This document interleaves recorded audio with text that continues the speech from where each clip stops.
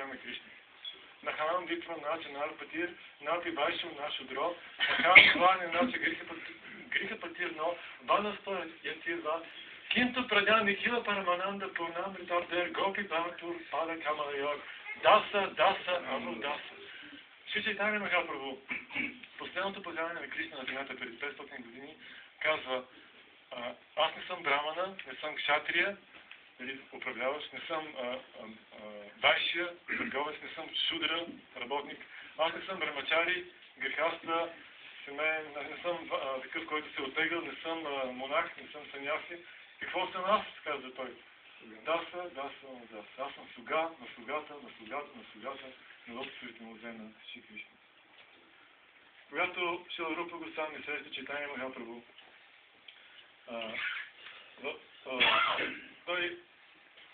той казва, се обръща към Чайтания Махапрабху много смирено, той пада в неговите лотосови нозе и му казва: Граня да Вявахари Кахи, Пандит Сатя Каримани.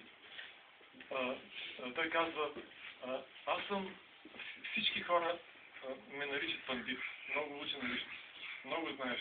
Действително, Шрила Рупа Госвами е притежавал, да се каже, заедно с брата са управлявали практически цялото, огромна част от Индия по това време. Набоб Хюсейн Шах, който е бил местния мюсюлмански владетел на тая огромна провинция, той просто ги обичал като братя, защото като свои деца ги обичал Рупа и Санатана Госвами, защото е виждал колко интелигентни са и колко отдадени, и как управляват царството. Той просто не се е занимавал с царството. Рупа и Санатана Госвами са управлявали царството от милиони, стотици милиони хора.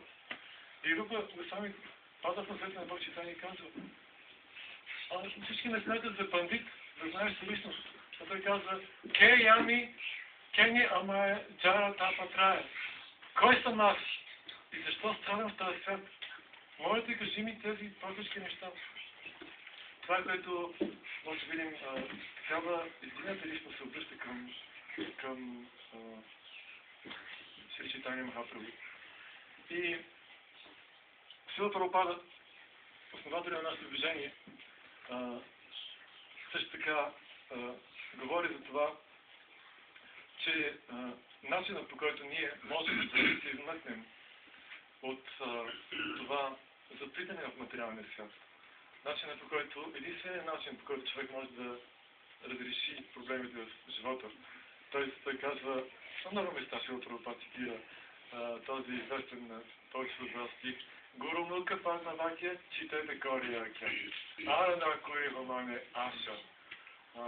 Аз искам да пречистя съзнанието си с думите, излизащи от лотосовата уста на моя духовен учител. Привързаността към неговите лотосови нозе е съвършенството, което изпълнява всички желания. И това е, което Шрила Прабхупада му дава този пълен успех в неговата мисия да разпространи това учение за Кришна съзнание само за няколко години в целия свят. И мене ми се искаше да ви покажа някои, да ви покажа някои неща, свързани с появяването на духовния учител на Шрила Прабхупада, Шрила Бхактисиддханта Сарасвати Такура, който се появява преди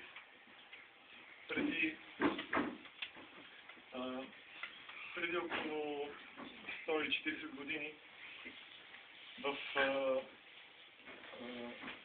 една много свята, много свято място, Джаганата Пури, в дома на Нитя Сида, на вечен придружител на Кришна от духовния свят. Това е Шрила Бхакти Винода Такур.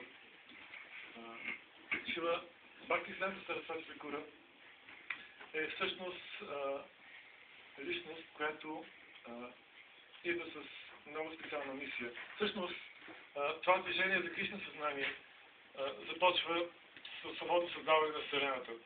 Още с появяването на първото силно същество Брахма, който е инженера на тази Вселена, който създава планетите в този свят и телата на живите същества. Първо на него Кришна, Върховният Бог, му предава знанието, предава ведите, предава Хари Кришна Махамантра и за това Браман да създава този материал.